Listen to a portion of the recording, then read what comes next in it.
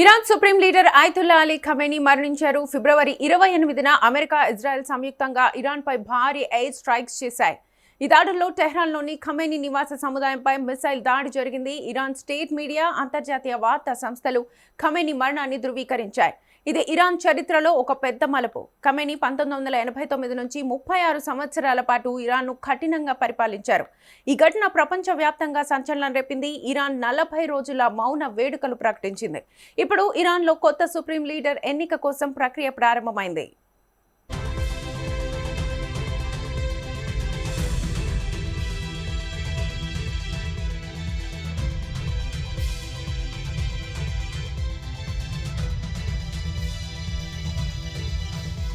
అయితే ఈ దాడి ఎలా సాధ్యమైంది? అత్యంత భద్రతలో ఉండే ఖమేనీని ఎలా టార్గెట్ చేశారు? ఇది సాధారణ దాడి కాదు. ఇది సంవత్సరాల పాటు ప్లాన్ చేసిన సీక్రెట్ మిషన్ అని చెప్తున్నారు. ఇజ్రాయెల్ ఇంటెలిజెన్స్ ఏజెన్సీ మొస్సాద్ పాత్ర ఇందులో కీలకం. నివేదికల ప్రకారం టెహ్రాన్ నగరంలో ట్రాఫిక్ కెమెరాలను హ్యాక్ చేశారు. మొబైల్ ఫోన్ నెట్వర్క్లను ట్రాక్ చేశారు. ఏఐ అల్గారిథమ్స్ ఉపయోగించి ఖమేనీ కదలికలను ఖచ్చితంగా గుర్తించారు. ఖమేనీ ఎక్కడికి వెళ్తారు, ఎవరిని కలుస్తారు, ఎమర్జెన్సీ రూట్లేంటి, ఈ సమాచారం అంతా సేకరించి ఎన్క్రిప్ట్ చేసి ఇజ్రాయెల్కు పంపించారు.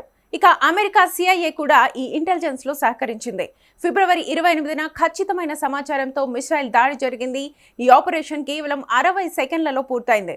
ఖమేనీతో పాటు ఇరాన్ టాప్ సెక్యూరిటీ లీడర్లు 7, ఆయన కుటుంబ సభ్యులు, ఇతర సీనియర్ అధికారులు మృతి చెందారు. మొత్తం 40 మందికి పైగా హై ర్యాంక్ ఇరానియన్ లీడర్స్ ఈ దాడిలో మరణించారు.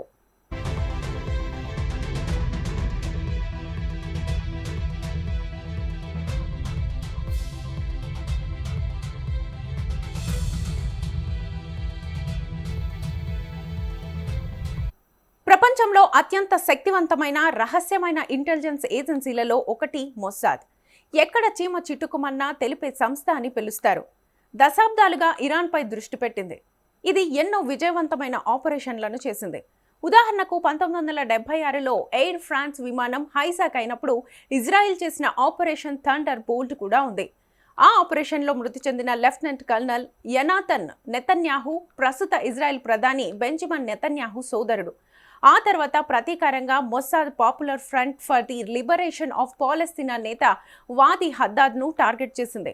1978లో ఏజెంట్ సాడ్నెస్ ఆపరేషన్లో విషపూరిత టూత్ పేస్ట్ ఉపయోగించి హద్దాద్ను చంపారు.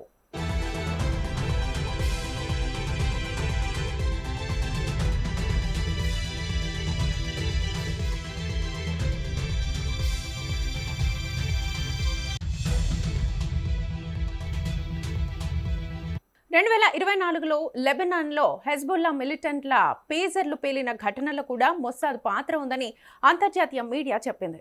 ఆ పేజర్లలో ఎక్స్ప్లోజివ్ దాచి ఒక సందేశంతో పేల్చారు. హమాస్ నేతలు అహ్మద్ యాసిన్, అబ్దెల్ అజీజ్ వంటి వారిని ఎయిర్ స్ట్రైక్స్, డ్రోన్ అటాక్స్తో చంపారు. ఈ ఘటన ఇరాన్లో అస్థిరతను సృష్టించింది. ప్రపంచవ్యాప్తంగా ఉద్రిక్తత పెరిగింది. ఇరాన్ ప్రతీకార దాడులు చేస్తోంది. భవిష్యత్తులో ఏమవుతుందో చూడాలి. ఖమేనీ మృతి నేపథ్యంలో ఇరాన్ రాజకీయాలు, మధ్యప్రాచ్య పరిస్థితులను పూర్తిగా మార్చేసే అవకాశం ఉంది.